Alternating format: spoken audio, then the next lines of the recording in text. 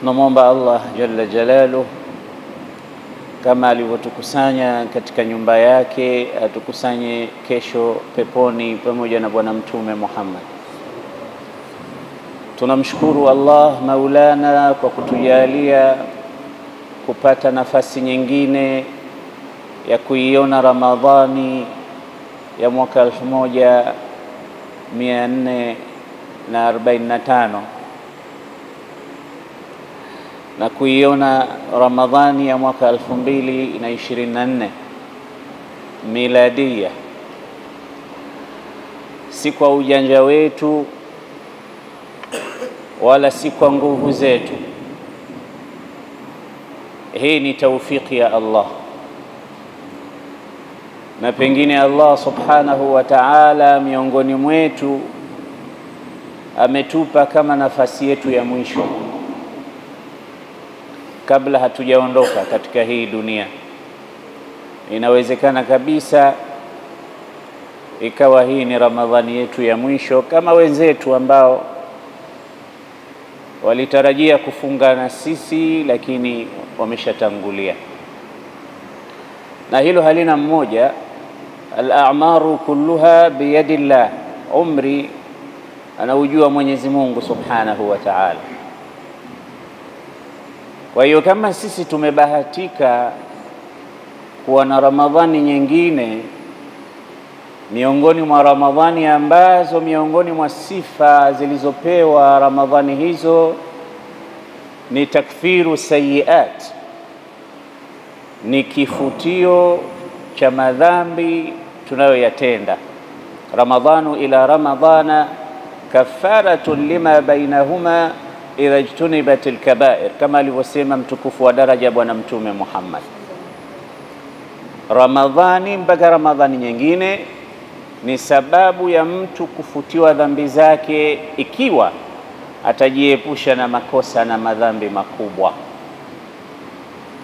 Kwa nini dhambi tu? Ukichunguza sana, miongoni mwa faida nyingi zilizokuja kuzungumzia Ramadhan, moja ni faida ya kusamehewa na kufutiwa madhambi. Kwa sababu madhambi ni tabia na sifa ya mwanadamu.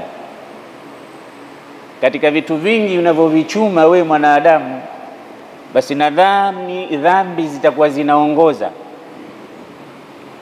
Dhambi za macho, dhambi za masikio, dhambi za jawarih, mikono yako, dhambi za viungo vingine vya siri na vya dhahiri, na dhambi za hiki kidubwasha kilichokuwa katikati ya midomo yako miwili ambacho kinaongoza miongoni mwa kuchuma yale madhambi.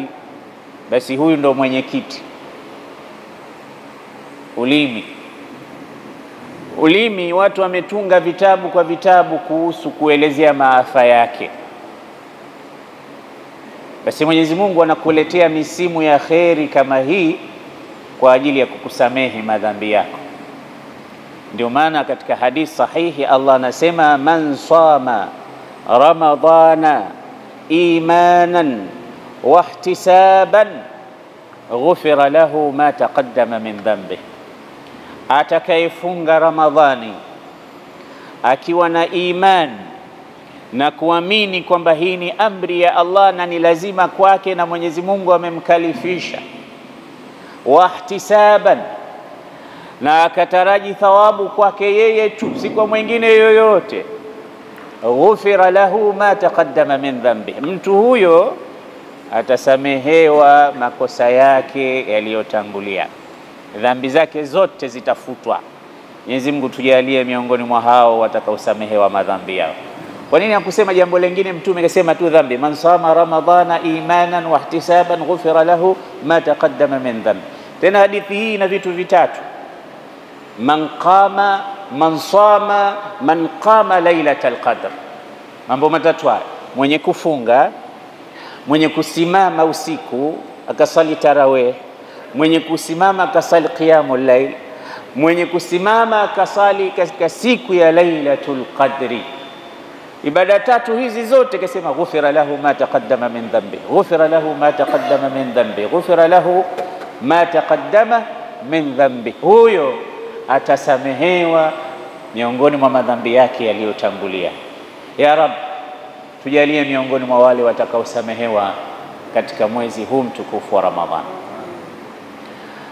Lakini pia katika sura miongoni mwa sura za kusamehewa hizo dhambi, anna lillahi fi kulli laylatin min layali Ramadhan utaqa, katika kila usiku ikija Ramadhan, kuanzia usiku wa jana ambao tumeamkia leo Ramadhan, kuanzia jana, basi kuna makundi ambayo Mwenyezi Mungu anayaacha huru na moto. Mwenyezi Mungu atujalie miongoni mwa hao. Hiyo ni fi kulli laylatin min layaliha, kila usiku, katika usiku ambao utapita wa Ramadhan, lillahi fiha utaqaun minan nar, wapo watu wanaachwa. Kama vile katika dunia walillahi almathalul a'la, zinapotokea sikukuu, watawala na wafalme na maraisi huwaachia huru kutoka katika jela wale masajini. Wengine wamehukumiwa kunyongwa, wengine wamehukumiwa maisha, wengine wamehukumiwa hivi na vile, wote wale wanaachiwa huru kutokamana na kucelebrate kwamba pengine sikukuu fulani na fulani na fulani.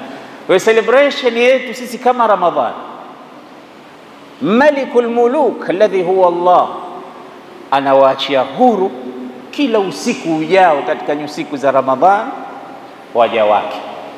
Utaona jambo ni lile lile la kusamehewa madhambi.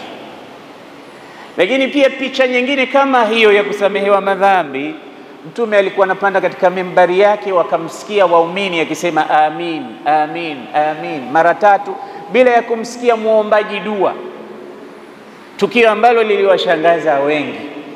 Kabidi wamuulize, ya Rasulullah, umesema amin mara 3 lakini sijui sababu ilikuwa nini, ulikuwa unaitikia dua gani?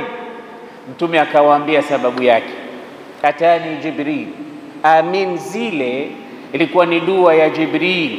Jibril alikuwa anaomba, anasema raghima anfumriin, amepata hasara kubwa mtu ambaye dakhala Ramadhanu thumma kharaja wa lam yughfar lahu, imeingia Ramadhani alafu ikaondoka Ramadhani bila ya huyu mtu kusamehewa madhambi. Kwa hiyo bado madhambi tu, kuonyesha kwamba miongoni mwa vitu vikubwa ambavyo mtu anapaswa kufurahia navyo ni kusamehewa dhambi zake. Hata wewe ikiwa umemkosea mtu wa karibu sana, mtu ambaye ni muhimu sana, mwenzako sana, kama ni binadamu uliokuwa na moyo uliosalimika, unapata jeke, huna furaha. Kwa nini? Nimekosana na fulani, jamani kaniombeeni radhi, jamani mwambieni anisamehe. Au kila siku unamuomba msamaha, lakini siku atakapokuambia nimekusamehe, kwako wewe ile inakuwa ni siku nyepesi sana, kama umetua jabali juu ya kichwa chako. Kwa hiyo miongoni mwa mambo yenye kufurahisha mno ni kusamehewa madhambi yetu. Katika mnasaba huu leo tutakwenda kuizungumzia aghla shakhsiyatin arafathu at-tarikh, a'la wa akbaru shakhsiyatin arafatha at-tarikh, mmoja katika wema waliotangulia ambao historia imewatambua. Bado niko katika mnasaba wa kusamehewa madhambi. Tutamsimulia mtu ambaye historia imemtambua katika ausafi ambazo alizitoa Bwana Mtume, miongoni mwa ghaibiyati allati kanat, wakati wa Mtume alizokuwa akizitoa mambo ya ghaib. Huyu bwana alibahatika katika bahati za watu walioelezwa na Bwana Mtume ambao hawakuwepo wakati wa maisha ya Bwana Mtume. Hakuishi kwa kumuona Mtume, lakini aliishi katika zama za Bwana Mtume, lakini hakubahatika kwenda kuonana uso kwa uso na Mtume akapata ile sharafu ya kuitwa sahaba. Mnajua sahaba ni mtu ambaye alimuona bwana mtume na akamwamini, lakini ikiwa alikuwepo wakati wa bwana mtume lakini lam tatasharraf ainahu bi ru'yati an-nabiy, anakuwa bado hajafikia kupewa jina la sahabi, kama vile mfalme wa Habasha An-Najashi ambaye hazungumzi kama sahaba, pamoja na kwamba aliposikia habari za mtume alimwamini bwana mtume na mtume alimsalia baada ya kufa kwake. Kilichomfanya asiite sahaba ni nini? Hakumuona mtume kwa macho yake. Na huyu tutayemzungumza leo pia hakuwahi kumuona mtume sallallahu alayhi wasallam kwa macho yake, lakini a'dhamu shakhsiya aliyoisifu bwana mtume wasfan daqiqan, sifa kimoja kimoja, kiasi kwamba ukija ukiziangalia zile sifa alafu atokee, basi utamjua moja kwa moja kwamba mtume alikuwa anamzungumzia huyu. Huyu anaitwa Uwais al-Qarni, ni mtu kutoka Yemen, kijana ambaye alipata umaarufu mkubwa kwa kutajwa jina na bwana mtume wakati mtume hajamuona kwa macho, kwa kuelezwa wasfu wake na bwana mtume, lakini mtume hakuonana naye. Utakuta tunapozungumzia mfano Fathul Qustantiniya, ile asima ya watu wa Istanbul, ilivyokuja ikafunguliwa kawa katika mikono ya Waislamu, ulama wanatuambia kuna hadithi ambayo bwana mtume sallallahu alaihi wasallam aliwahi kuizungumzia kuhusu kijana, akasema la tuftahanna al-Qustantiniya, Qustantiniya itafunguliwa zama hizo zitakazokuja. Mtume anazungumzia huko miaka ya mbele huko, kisha akasema ni'mal jayshu jayshuha wa ni'mal amiru amiruha. Hakumtaja jina, asema jeshi bora ni hilo litakalofungua Konstantinia, na kamanda bora, amiri bora ni huyo, lakini hakusema anaitwa Muhammadul Fatih. Historia inatuambia anaitwa Muhammadul Fatih, mmoja katika watawala wa Bani Uthman kule Uturuki. Anakuja takriban nambari 7 katika wafalme takriban 30 waliokuja katika daula Uthmania, lakini mtume hakusema kukumtaja jina kwamba ni fulani fulani, lakini huyu Uwais al-Qarni mtume kamtaja na jina, kisha akaeleza na sifa zake, akasema khairu tabi'in, katika watu bora miongoni mwa wafuasi wa bwana mtume watakaokuja baada ya sahaba ndio wanaitwa tabi'in. Sahaba, tabi'in, tabi'i tabi'in, zile karne bora alizozitaja bwana mtume. Khairu tabi'ina, wakati kama tabi'ina walio bora kabisa, rajulun yuqalu lahu Uwais ibn Amir, akamtaja jina lake na jina la babake, al-Qarni akamtaja na jina la kabila lake. Uwais ni jina lake, Ibn Amir jina la babake, al-Qarni jina la kabila lake. Tumesema ni khairu tabi'in, hao ni katika bora wa tabi'in. Kamtaja hasa atakayekuja baadaye huko, kisha akatoa ujumbe Rasulullah akasema man laqiyahu au idha laqitumuhu, mtakapokutana naye huyo, faqra'u minni salam, peni salam zangu. Katika riwaya ikaja muruhu liyastaghfira lakum, mwambieni akuombeni msamaha, musamehewe madhambi yenu.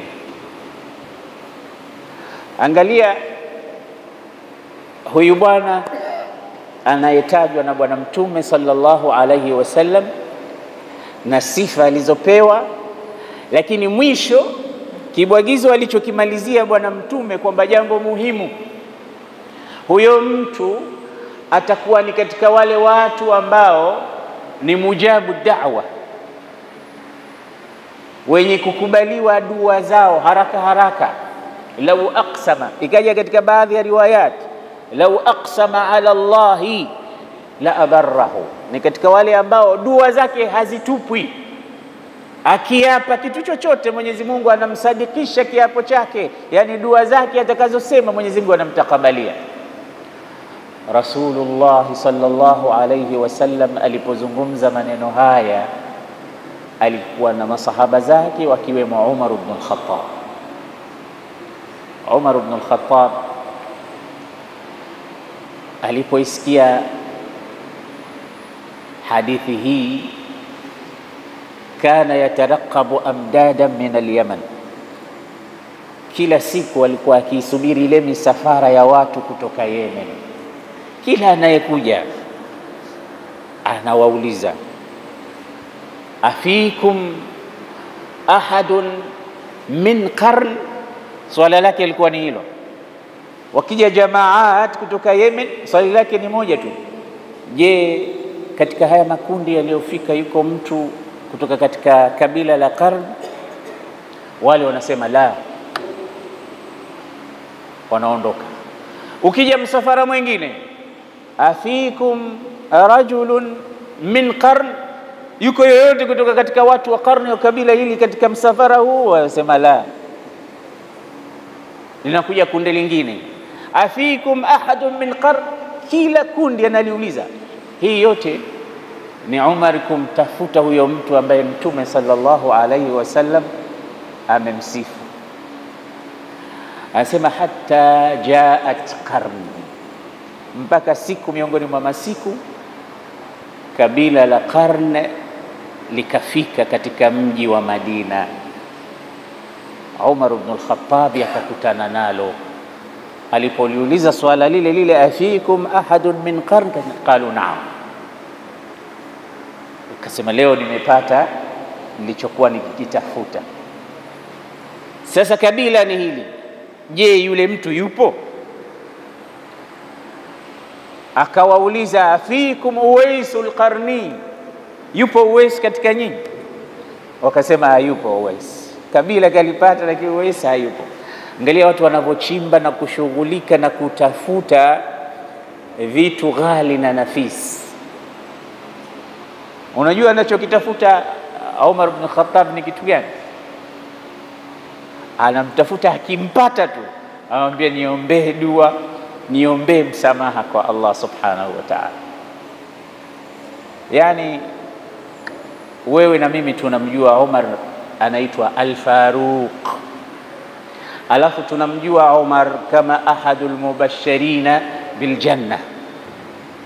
Tunamjua Umar ni muwaffaq al-mulham, yani alikuwa akisema neno anaafikiwa na Qur'an. Zilikuwa zikishuka aya za Qur'an kumaid, kumuunga mkono kwa lile alilokuwa analizungumza. Ya Rasulullah, nahisi baada ya kuzunguka al-Kaaba tusali raka mbili hapa maqamu Ibrahim, zinashuka aya wattakhidhu min maqami Ibrahim musalla.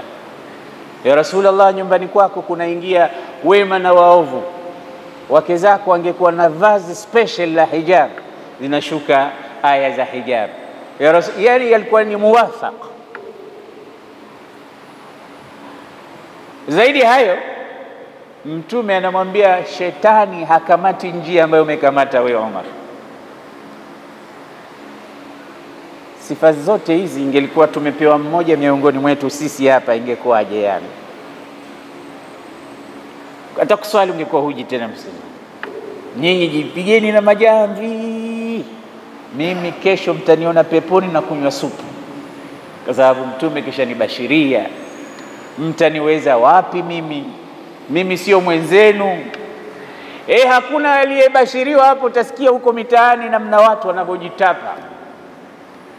Umar ibn al-Khattab pamoja na sifa zote hizi zote, Hafidhu Ibrahim aliwahi kusema maneno, alimlakhis Umar ibn al-Khattab katika baadhi ya abyat: ya rafi'a rayata ash-shura wa harisaha jazaka rabbuka khairan an muhibbiha رأي الجماعة لا تشقى البلاد رغم الخلاف ورأي فرد يشقيها إن جاء في شدة قوم شركتهم في الجوع أو تنجلي عنهم غواشيها جوع الخليفة والدنيا بقبضته في الزهد منزلة سبحان موليها فمن يوالي أبا حفص وسيرته أو من يحاول للفاروق تشبيها يوم اشتهت زوجه الحلوى فقال لها من أين لي ثمن الحلوى فأشريها ما زاد عن قوتنا فالمسلمون به أولى فقومي لبيت المال رديها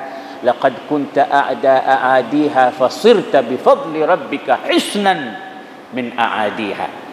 Hafidhu Ibrahim, mshairi mmoja mkongwe kutoka kule Masri, anamweleza Umar katika hizi abiyat, na hii ni historia yake yote. Wali talabatul ilmi wakazitafute hizi abiyat, wataiona history ya Umar al-Imlaq, giant huyu anayeitwa Umar al-Faruq. Au safu hizi zote anamtafuta Uwaisul Qarni, amwambie tu niombee istighfari, niombee nisamehewe makosa yangu, niombee Mwenyezi Mungu anisamehe dhambi zangu. Afikum rajulun min qarn, qalu na'am, katika sisi ndiyo. Uwais al-Qarni ni mwenzetu. Yuko wapi? Kaifa haluhu, mmemwachaje? Wakamzungumza wakasema yupo. Taraknahu ratha albayti ضعيف الحال أو قليل المال, hana kitu, hali yake ni ya watu maskini. Sasa angalia mtu aliyesifiwa na Mtume kwamba khairu tabi'in, mtu ambaye Mtume sallallahu alaihi wasallam anasema mkimuona, jambo la kwanza mpeni salamu zangu, au jambo la kwanza mwambieni akuombeeni dua, kwa sababu dua zake zinakubaliwa. Lakini rathat albayt dhaifa alhal, nyumba yake ukiiona, nguo zake utakapomwona amevaa, hali yake ni wale watu ambao akisema hasikilizwi, ni wale watu ambao akienda kugonga mlango mfano wa sultan au amir au nani atadharauliwa wala hafunguliwi. Akienda kuposa hatopewa mke, akisema neno watu watamwona ana njaa. Ni katika watu ambao wanadharaulika katika jamii. Sasa mara nyingi watu wa aina hii ni hatari, na ndio maana wewe ukishamuona mtu aina hiyo, basi usije ukamdhalilisha au kumdharau, pengine kuna siri ndani yake. Yani majhulun fi dunya lakini maarufun fi sama, hapa duniani hatambulikani, lakini mbinguni ni mwenyeji, watu wanamjua vizuri, jina yake kule mbinguni yanatambulikana. Watu aina hii ni hatari, na ndio maana Allah anawaficha.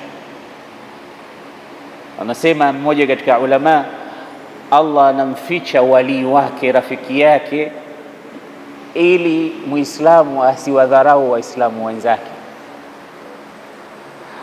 Anamficha wali, akhfa waliyan min awliyaihi lialla yuhqara almuslim. Mwenyezi Mungu anamficha wali wake ili wewe ukitafuta wali wa Mungu ni nani, usimdharau yoyote katika watu. Huenda ikawa wewe unayemdharau ni nani? Ni wali wa Allah.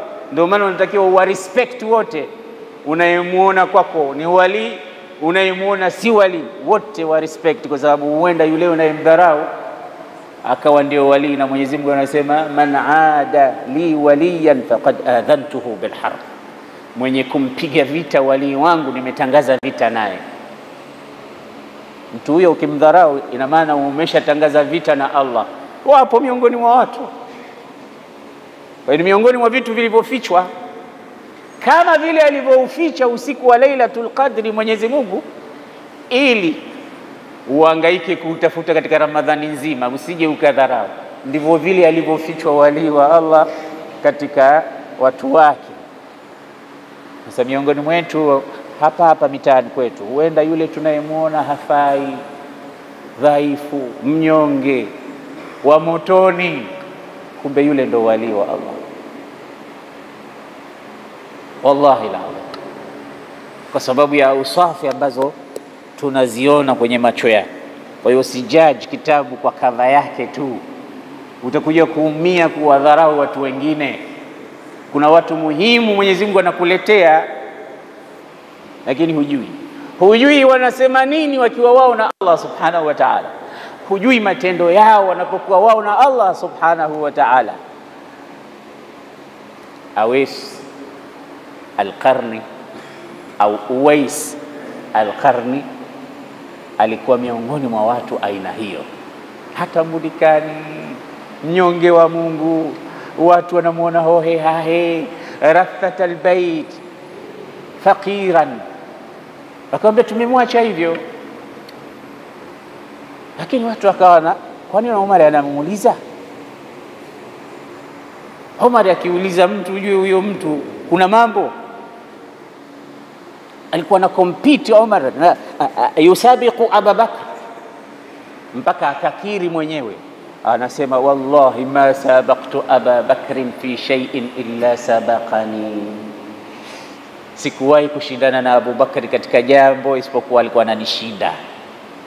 Siku moja bwana Mtume amekaa na sahaba zake, akauliza man minkum al-yawma asbaha saiman, nani katika nyinyi leo ameamka amefunga? Qala Abu Bakr ana ya Rasulullah. Abu Bakar akamwambia mimi ya Rasulullah. Sahaba wengine wote wako pale. Abu Bakar ana ya Rasulullah. Akauliza swali lingine Mtume, man minkum asbaha al-yawma shay'a janazatan, nani katika nyinyi leo amekwenda kulipeleka makaburini jeneza, ameenda mazikoni yani? Qala Abu Bakr ana ya Rasulullah, mimi tena Abu Bakr.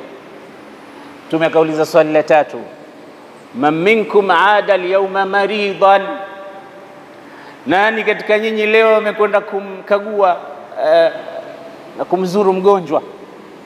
Qala Abu Bakr ana ya Rasulullah. Mara ya tatu hiyo Abu Bakr, mimi ya Rasulullah. Faqala an-nabiy ayyukum at'ama al-yawma miskinan. Swali la nne, nani leo amemlisha maskini? Faqala Abu Bakr ana ya Rasulullah. Abu Bakr bado mimi ya Rasulullah. Mtume akasema majtama'na haula'i al-ashya majtama'na fi imri'in illa adkhalahu Allahu al-janna. Mambo manne haya hayatokusanyika kwa mtu isipokuwa mtu huyo Mwenyezi Mungu atamuingiza peponi. Nani katika leo sisi amefunga? Sote tumefunga. Lakini nani aliyekwenda kuzika leo?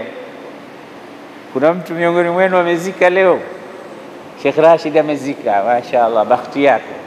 Sasa imebaki la tatu, nani leo amemlisha maskini? Sheikh Rashid ni mwadilifu, hajanyanyua mkono kwa sababu hajalifanya hilo. Ayyukumul yawma aada maridan, nani aliyekwenda kumuona mgonjwa? Unaona mambo manne haya msikitini kwetu leo hakuna hata mmoja aliyeyafanya, ikiwemo mimi khatibu wenu mwenye kuzungumza. Kufunga tumefunga, kulisha maskini inawezekana tumelisha, kwenda kuzika. Sasa watu watasema natuombea tufe. Hapana, kama limetokea hilo mtu akalifanya, ni katika yale mambo manne ambayo Mtume sallallahu alaihi wasallam asema majtama'na fi imri'in illa adkhalahu Allahu aljanna. Yakikusanyika haya manne kwa mtu kwa siku moja, yani yote haya, wewe peponi.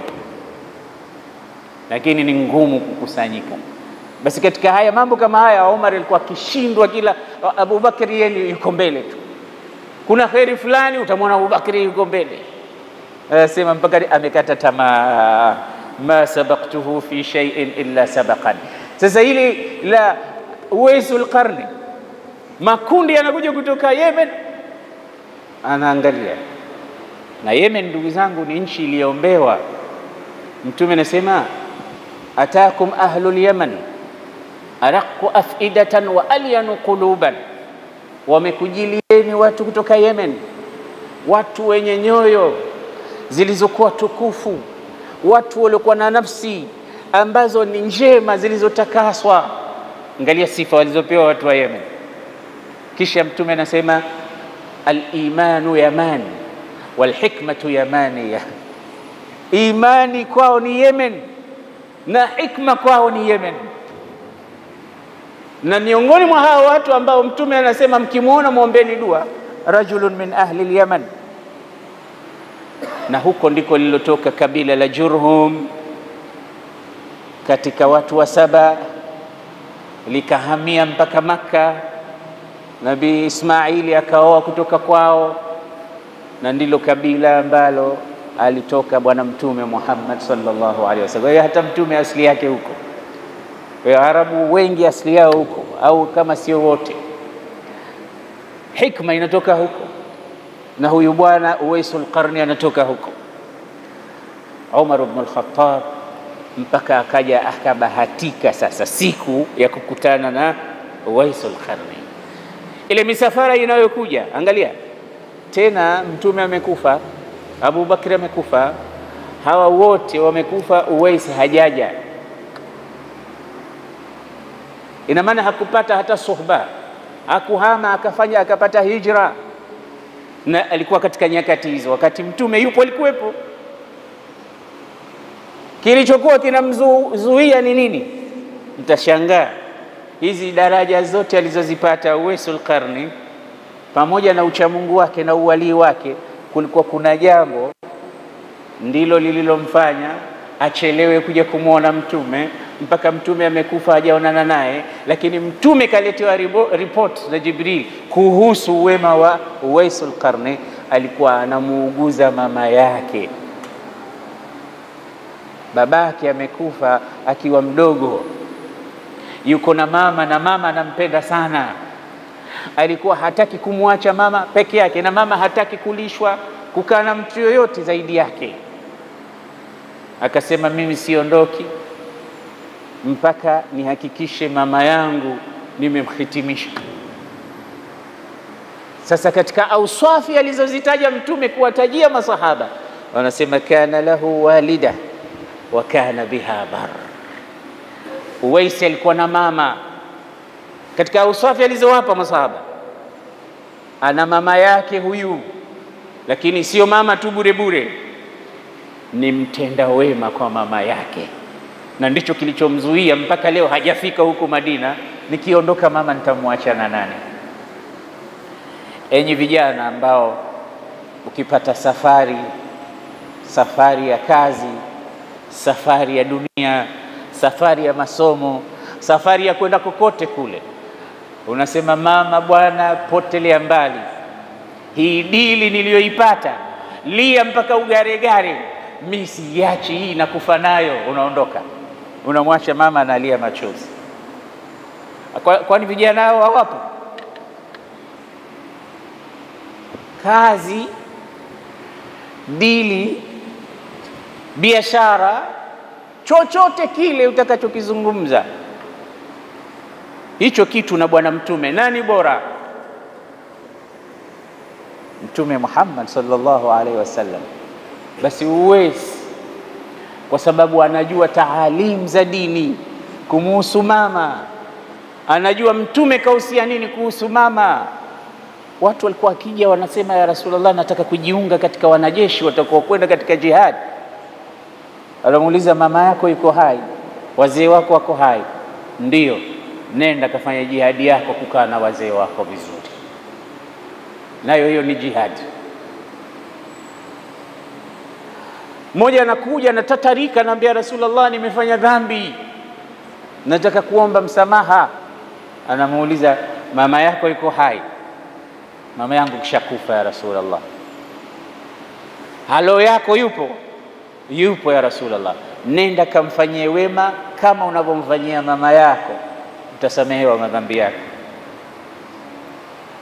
Wangapi ambao tumeomba kwa mama zetu watuombee dua?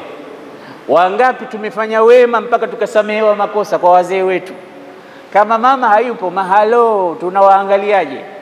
Mimi najua katika jamii zetu tumeshazoea, akishakufa baba au mama, wengine wetu tutawaambia mshike adabu zenu, mimi mamangu kishakufa.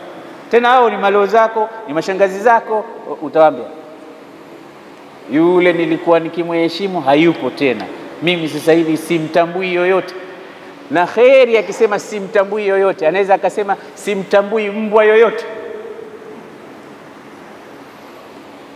Vijana hao hajui kama Mtume kasema alkhalatu walida, mama mdogo naye mama, halo naye mama. Ile familia yako kuna ulul arham, kaa nao vizuri, siwapige vita, lakini una nafasi kubwa kama mama yako yuko hai ya kutengeneza relationship kati yako na Allah subhanahu wa ta'ala, na kuyafanya mengi maajabu. Kuna watu wengine sisi tunawaona katika hii dunia wamebarikiwa tu, wanakwenda vizuri, wanateleza mambo yao, kumbe ni kwa sababu ya uhusiano wao na mama zao. Leo Uwaisul Qarni kapanda daraja mpaka Mtume anasema, jamani, huyo kijana mkija mkimuona mkimbilieni awaombee dua. Alikuwa na mama, anaye mama yake biha bar, ni mwema kwa mzazi wake. wa qada rabbuka alla ta'budu illa iyyahu wa bil walidayni ihsana imma yablughanna indaka al-kibar أحدهما أو كلاهما فلا تقل لهما أف ولا تنهرهما وقل لهما قولا كريما واخفض لهما جناح الذل من الرحمة وقل رب ارحمهما كما ربياني صغيرا. آيات hizi ni shahid baada ya ibada ya Allah na kumtimbo na Mtume Muhammad, anakuja nambari 2, mama na baba, wazazi wao. Daraja hii kaipata Uwaisul Qarni, hachi kitu cha kheri kumuhusu mama isipokuwa amekifanya katika wema, mpaka mama yake amemzika, amemhitimisha, ndo ametoka sasa. Angalia, anakuja Mtume ameshakufa, Abu Bakar ameshakufa, khalifa ni Umar ibn al-Khattab. Sasa tukio hili la Umar kuulizia fikum Uwaisul Qarni ilikuwa ni katika ukhalifa wake. Kishachelewa, hajachelewa huyu.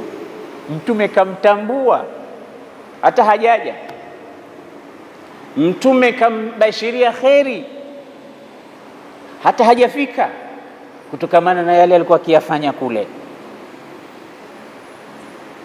Amekutana naye sasa ana kwa ana, Umarul Imlaq na Uwaisul Qarni. Anawauliza wale makabila waliofika ardhi ya Haramain, fikum Uwaisul Qarni? Qalu na'am.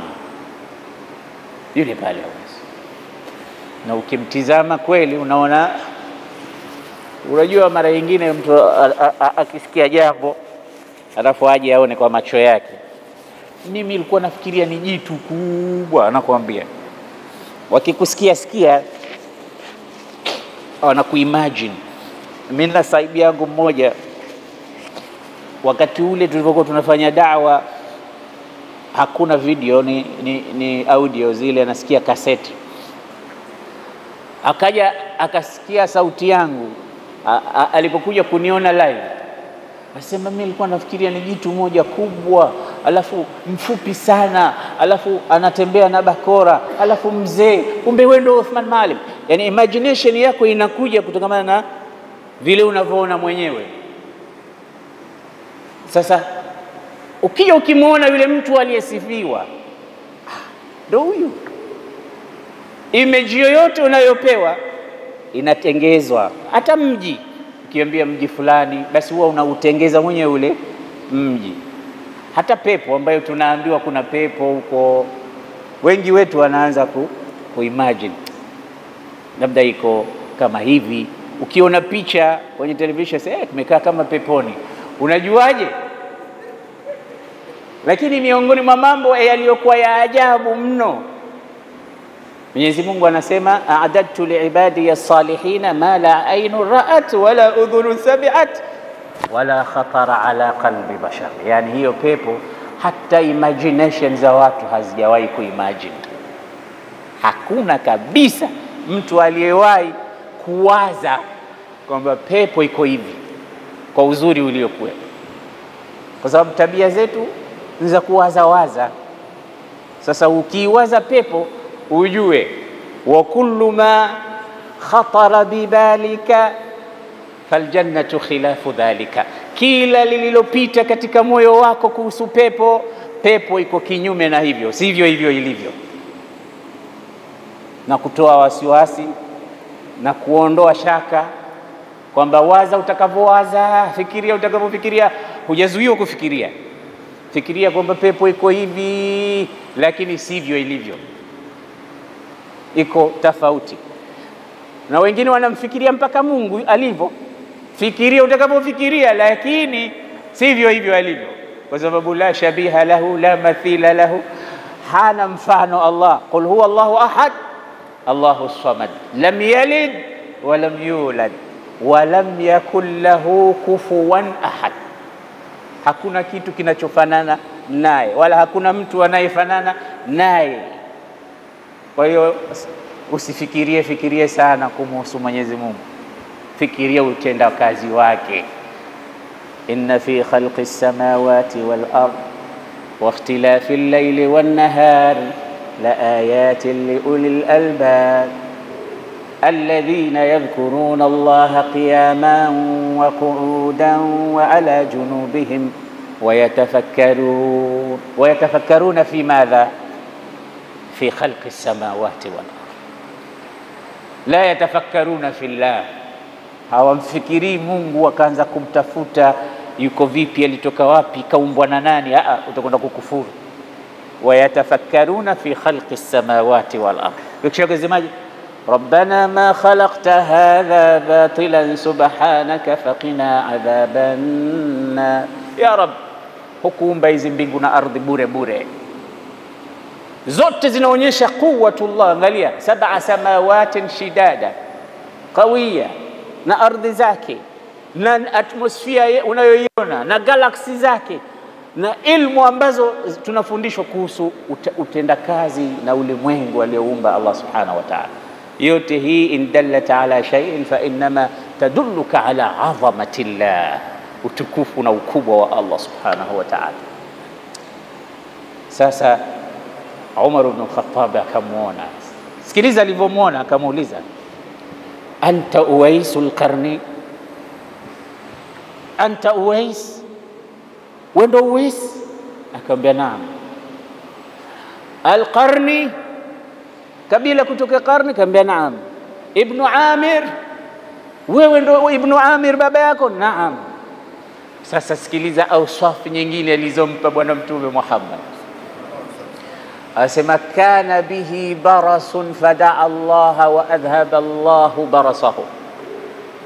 Miongoni mwa alama za huyo Uwaisul Qarni, alikuwa na ugonjwa wa balanga wa baras. Ugonjwa wa balanga unaitwaje kwa Kiswahili? Ukoma, baras. Huu ugonjwa mara nyingine ukivaa nguo hauonekani. Unawezekana uko ndani ya mwili, kwa huku kwenye ngozi, kwenye tumbo, baras hauonekani. lakini angalia Mtume kataja, ujue kwamba hii ni katika miujiza ya Bwana Mtume Muhammad. Hajakutana naye huyu, hajaishi naye. Mtume yuko Madina, huyu Uwais yuko Yemen, lakini anatoa wasfu wake. Bali baadhi ya shurahu alhadith wanasema Mtume alimweleza mpaka namna alivyo, kimo chake, rangi yake na kuendelea, wakamtambua kwa wasfu aliopewa Bwana Mtume, aliotoa Bwana Mtume Muhammad. Mmoja anasema kana bihi barasun, alikuwa na ugonjwa wa mbalanga, akamponya Mwenyezi Mungu kwa dua yake yeye mwenyewe, alimwomba Mwenyezi Mungu kwa sababu ni mujabu da'wa. Fadaa Allah wa adhhaba Allahu barasahu, akamwomba Mwenyezi Mungu akamuondoshea maradhi yake ya mbalanga, illa isipokuwa ule ugonjwa wote ukaondoka, isipokuwa maudhi'a, sehemu ndogo katika mwili wake, mathaluhu kamathali dirham, kama mfano wa shilingi kabakia ile. Ule mambalanga yote yakaondoka mwili mzima, ikabaki round tu, wanasema chini ya kwapa lake, wengine wanasema katika kitovu chake kabakia pale round.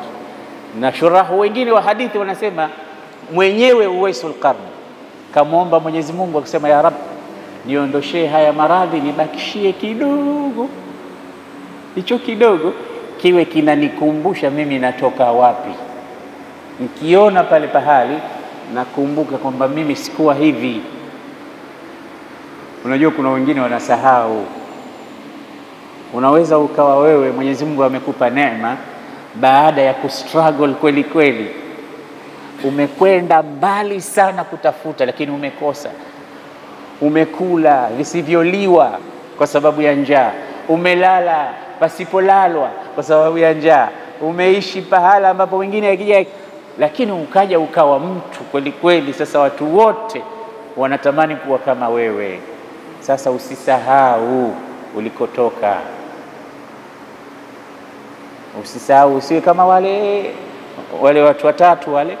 Yule alikuwa hana nywele, mwingine akawa mgonjwa, mwingine akawa kipofu, akaambia unataka nini?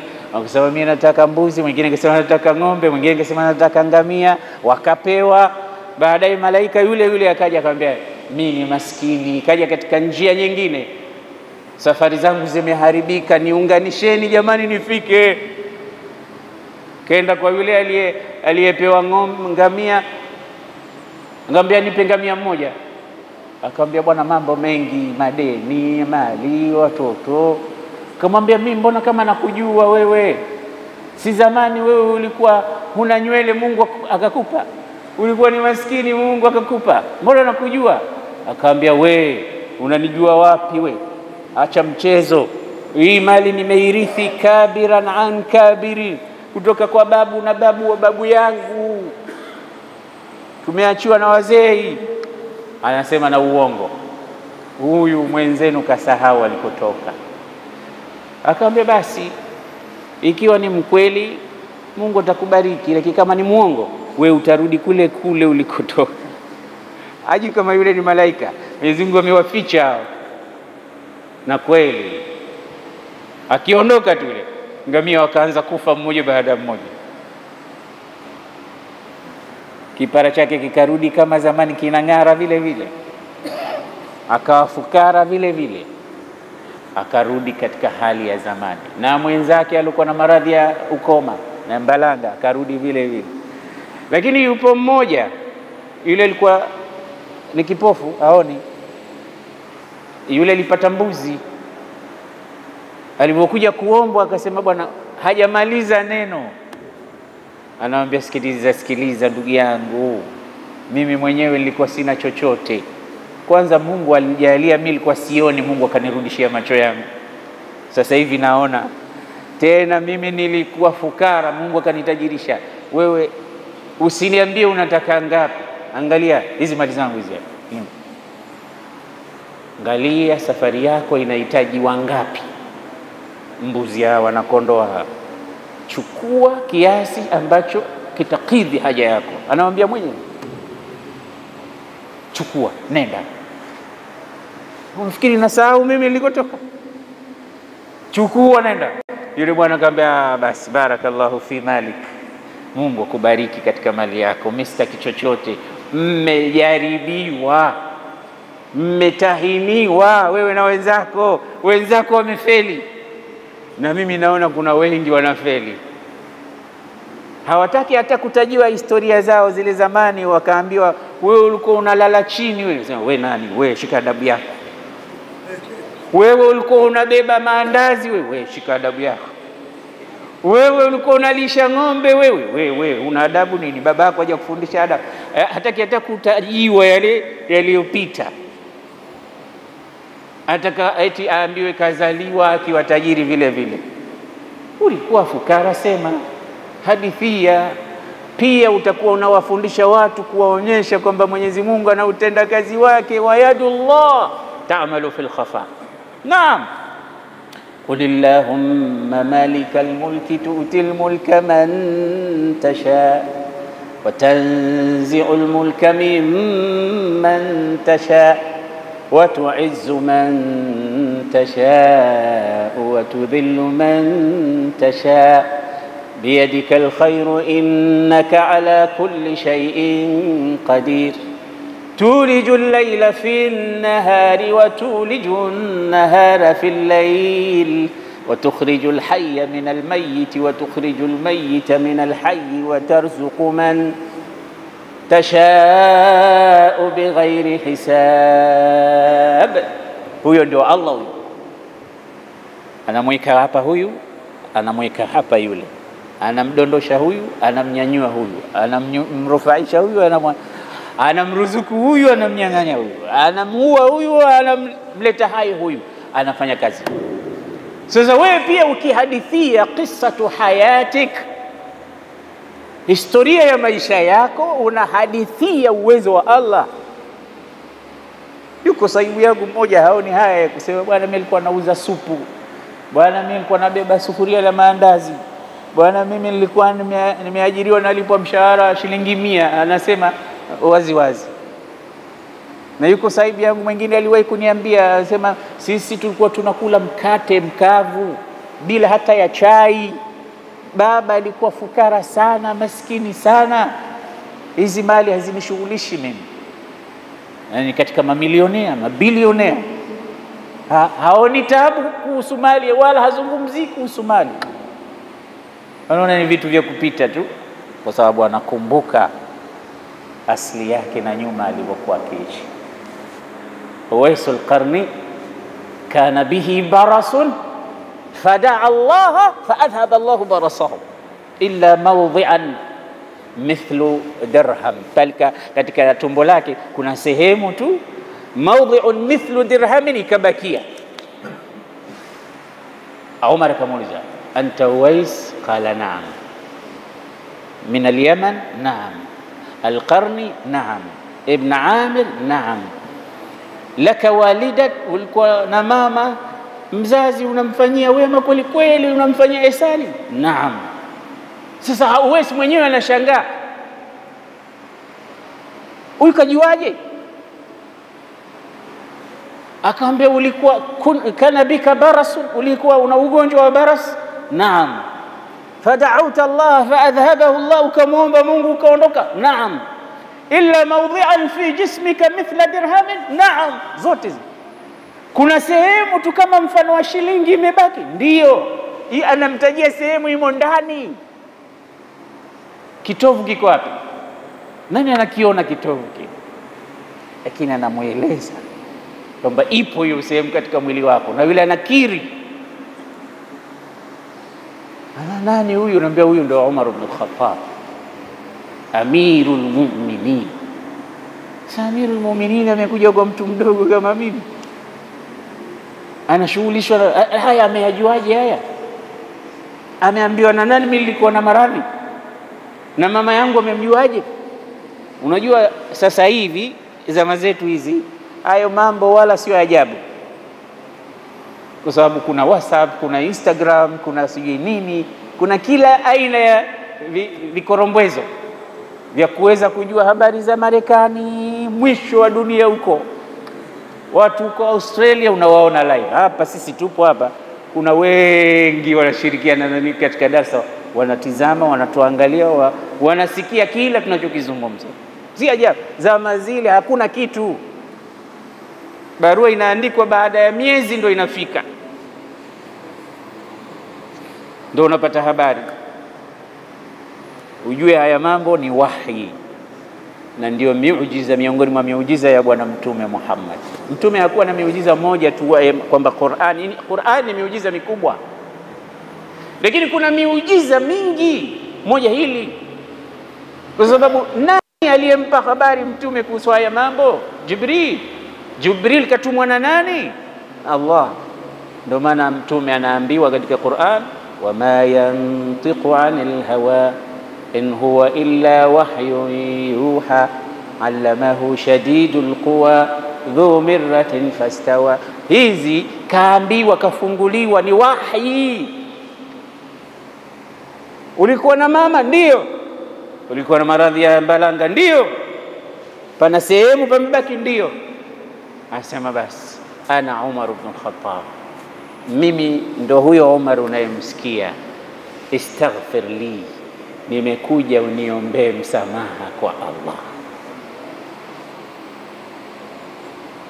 Uwais mwenyewe alishangaa, anta sahibu rasulillah, anamwambia wewe ni sahaba wa Mtume hivyo.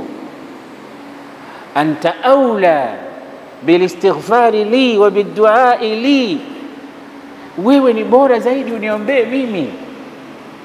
Kati ya mimi na wewe, nani hapa anatakiwa kumwombea mwenzake? Umar ni huyo tulomtaja. Umar ni huyo alielezwa, aliyebashiriwa pepo.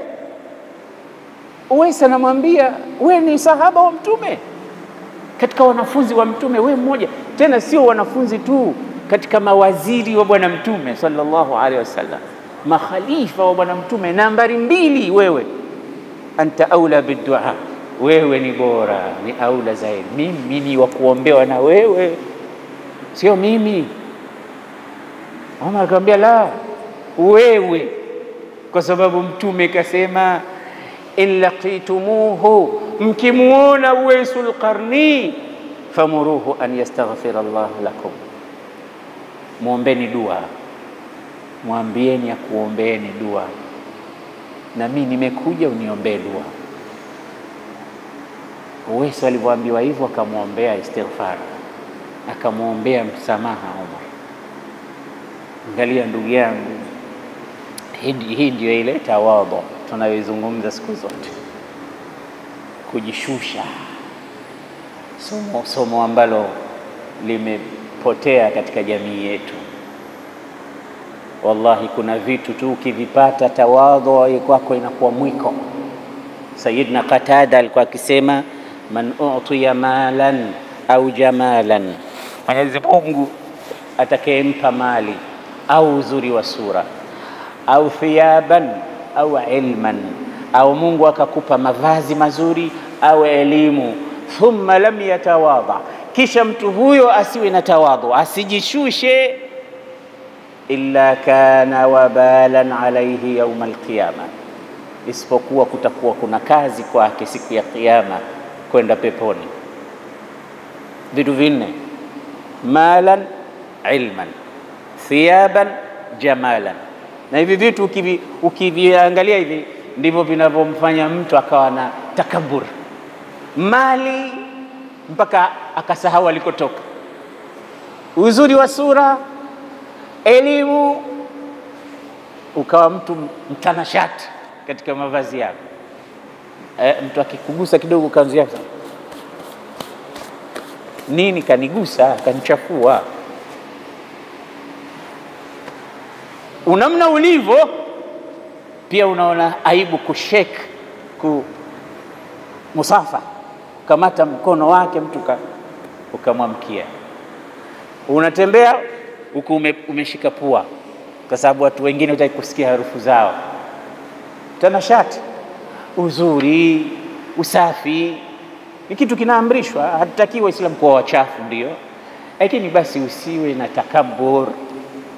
Inna Allaha jamilun yuhibbul jamal. Ni kweli kabisa, unatakiwa uwe tena, hasa ukija msikitini uje mzuri, msafi, unanukia, hususan siku za Ijumaa, siku za mikusanyiko kama hivi. Usije ukawa wenzako wanapata tabu kukaa na wewe, mtu anakaa anavumilia darsa anaiona chungu kwa sababu yako. Hapana, najua lilivyokali kama hivi na joto, majasho yanatiririka, na kila yakitiririka majasho ndio unazidi kutoa harufu wewe. Hapana, jitahidi uwe mzuri, msafi, mtanashati kwa kadri ya haja.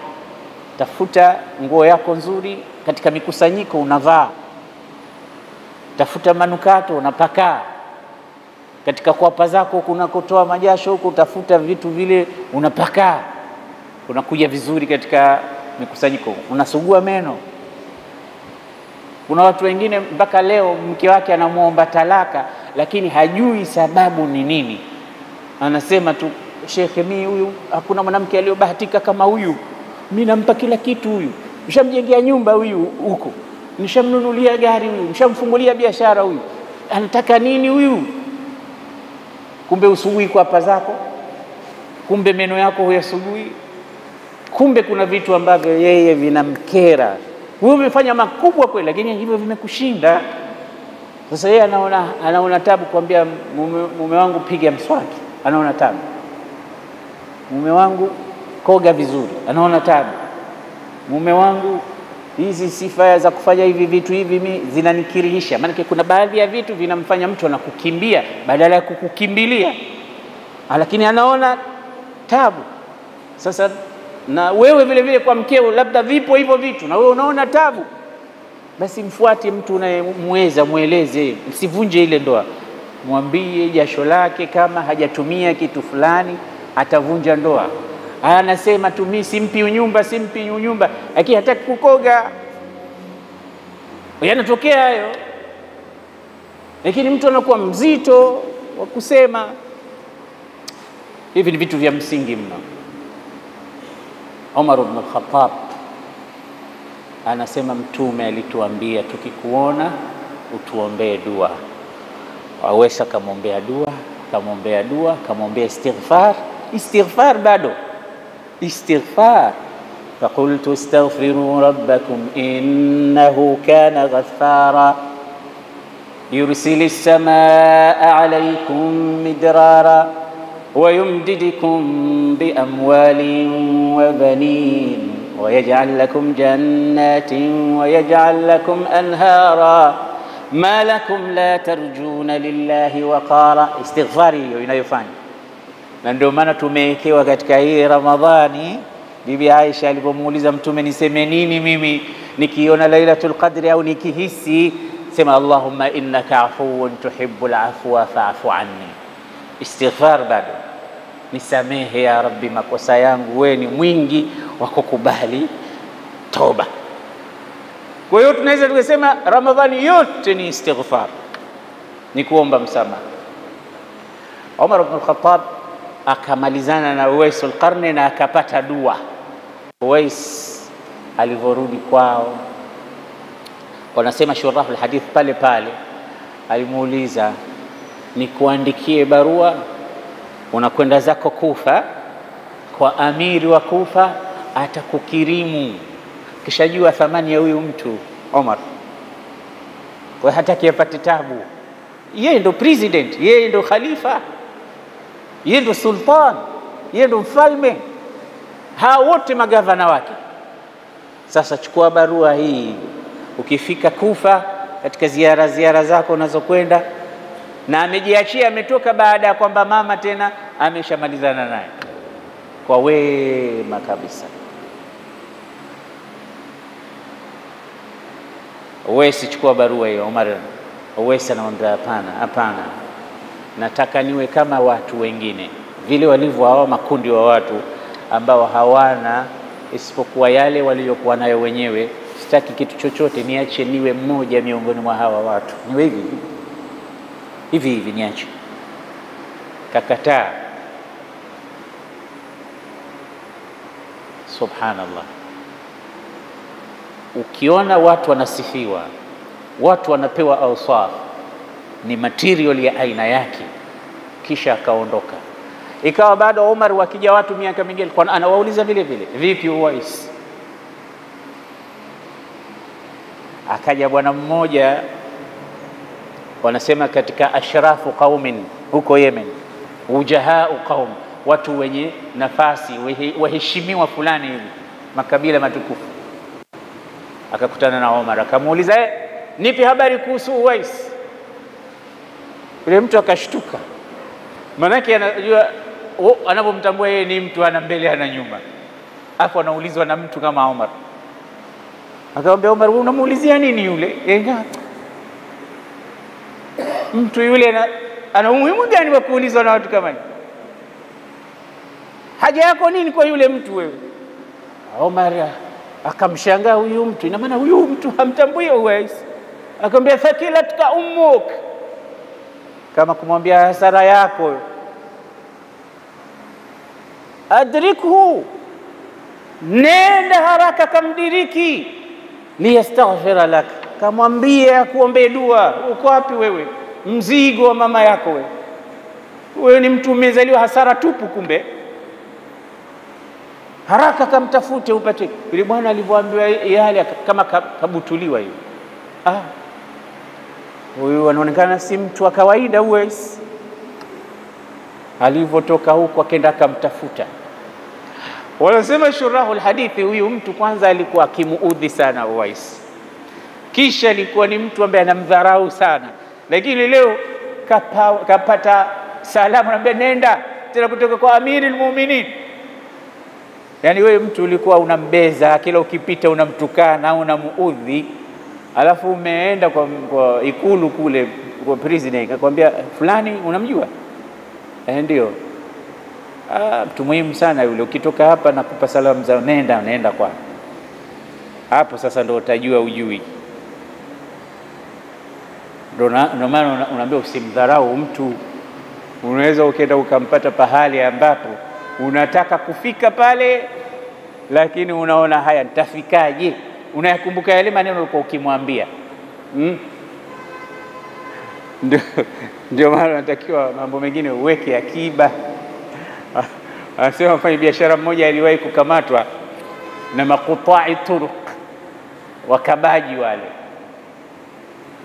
Eka kila kitu chini mwenyewe, akaeka mzigo wake, hela zake, toa kila kitu mfukoni, katoa kila kitu. Haya, kaa.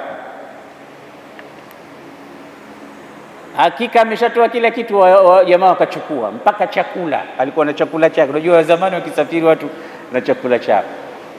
Wazee wale wakachukua chakula, wakaanza kula chakula chake yule, hela zake, amechukua nguo, amechukua mzigo, amechukua na chakula anakula. Sasa yule mwenyekiti wa wezi wale yuko pembeni kule, anaangalia wenzake tu wanakula. Sasa likamshangaza yule, anamwambia mbona uli na wenzako? Mshaniibia sawa, lakini kula mbona uli? Yule akamwambia nimefunga leo. Akamwambia ama hii ajabu, mnaniibia alafu mnafunga bado. Unajua kuna vitu vingine vinakuwa havifanani na ile kazi unayoifanya. Ile kazi unaifanya havifanani. Yani wewe umenikaba, umechukua kila kitu, hamjanibakishia alafu bado mnafunga pia. Haya. Sasa akamuuliza, hebu nipe hikma yake nini?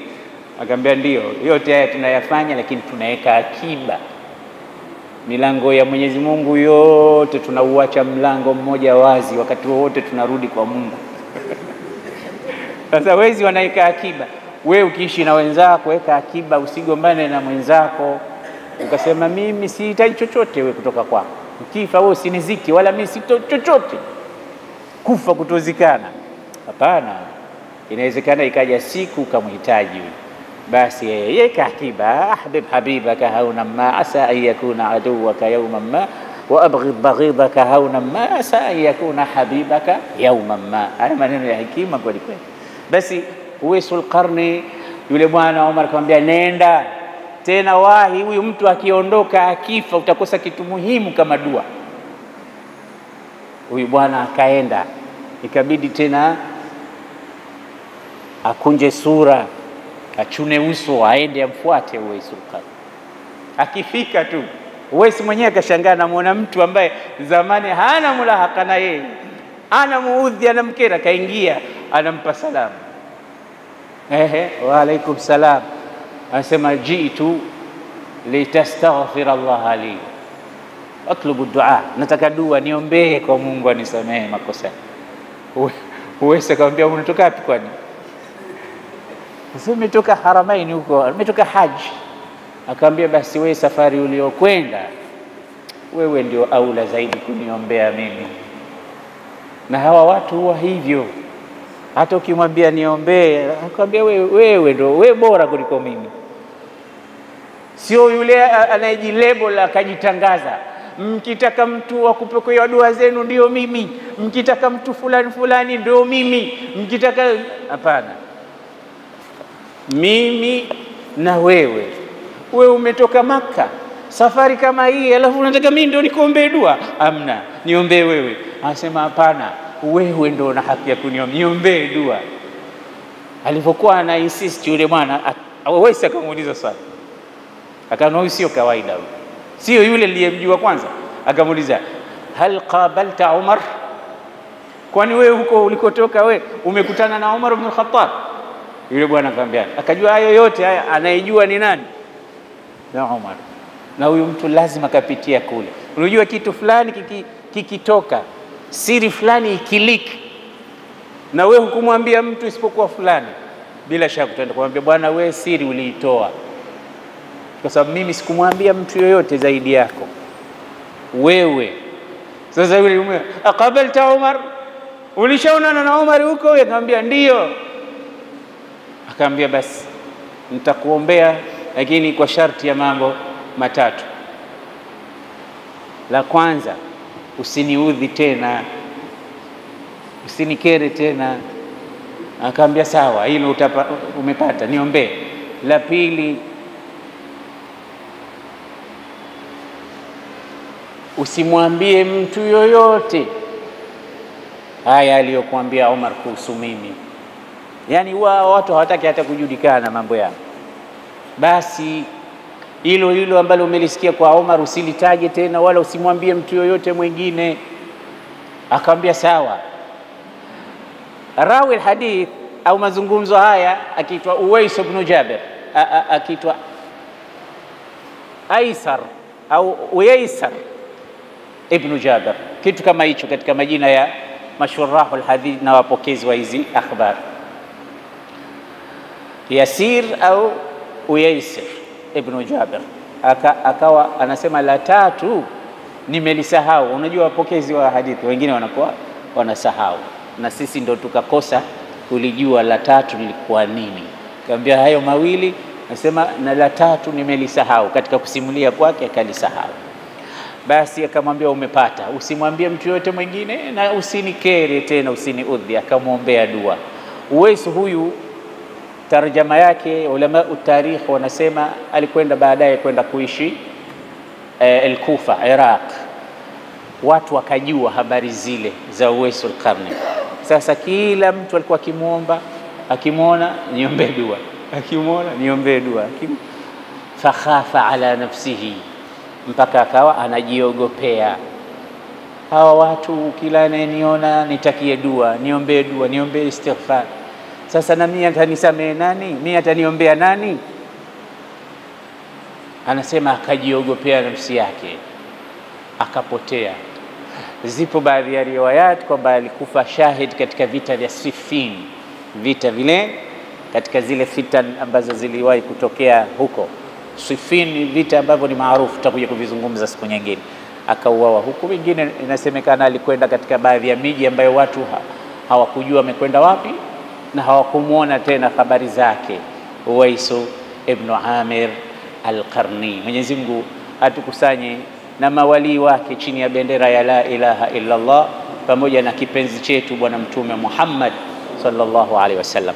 Darasa zetu zimeanza kwa staili hii leo, na insha Allahu taala kesho zitaendelea mpaka pale ambapo tutazungumza mengine kuhusu durusi zetu. Lakini darsa leo, kesho, na zitakuwepo darsa za mashekhi mbalimbali akiwemo Sheikh Khamis Abdul Hamid siku zake zile za Ijumaa katika darsa ya tafsir itakuwepo. Sheikh Haji vile vile atakuwepo na kitabu cha fiqh siyam, tutawaambia siku zake zitakuwa zipi. Lakini leo na kesho kutwa Jumatatu, Jumanne na Jumatano nitakuwa mimi bado nipo inshallah kwa kuendeleza hizi darasa zetu.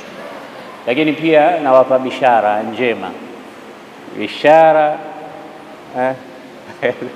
bishara kwamba kama mwaka jana, vijana wengi walikuwa wananiuliza, Sheikh, kama mwaka jana itakuwepo pale mbele ya mihrab kuna mpunga sio wa kawaida katika baada salati al-maghrib. Mimi nawapa bishara kwamba hilo jambo lipo na inaanza leo kama tulivyoanza kufunga.